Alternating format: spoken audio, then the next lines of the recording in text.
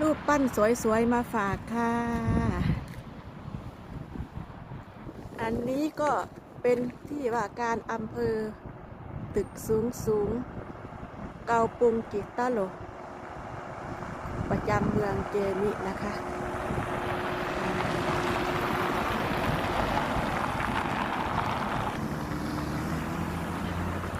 สัญลักษณ์สมอเรือ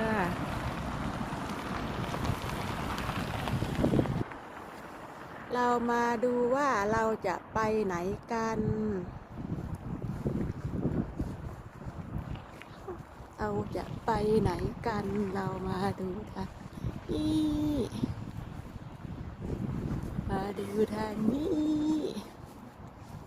ดูทางนี้เพื่อนๆเราจะไปไหนกันเราจะไปทางไหนไปทางไหน